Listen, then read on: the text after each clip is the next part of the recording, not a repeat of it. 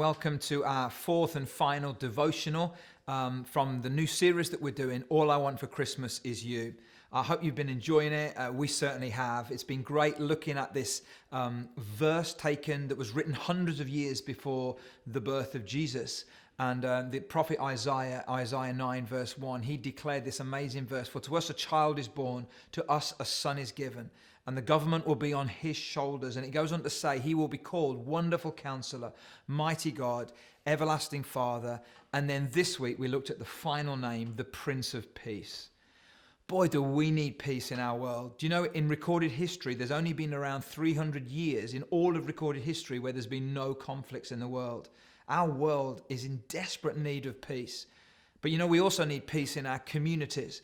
You know, there's a lot of division in our communities right now, and we need that peace. The Hebrew word for peace is shalom. It means wholeness and completeness and perfection. We need that in our communities, but we also need it in our families and in our own relationships. And I want to suggest we need it in ourselves as well, because often we don't even have peace with ourselves. You know, we've never lived in a culture where we've had so much and yet we seem to want so more. You know, we're not content with how we look. You know, if we're fair skinned, we want to be darker. If we're darker skinned, we want to be fairer. You know, if we're blonde hair, we want to be dark hair. We're just not content. We're just not at peace with ourselves. And the Bible says that when Jesus came, he came to bring the peace of God and also to enable us to have peace with God as well.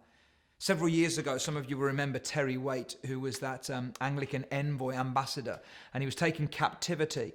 He's taken hostage, and he was there for years.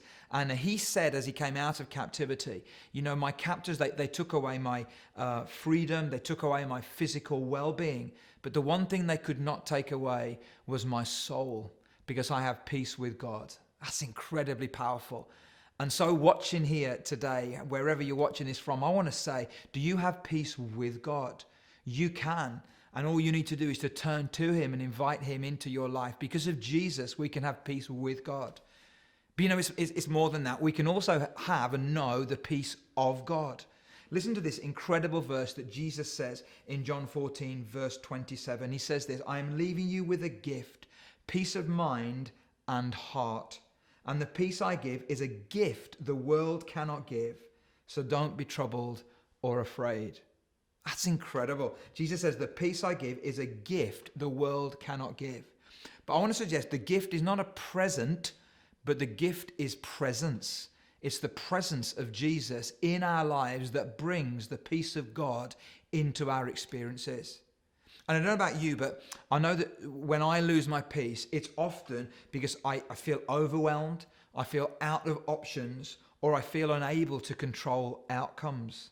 Whenever I feel overwhelmed, out of options, or unable to control outcomes, I often lose peace.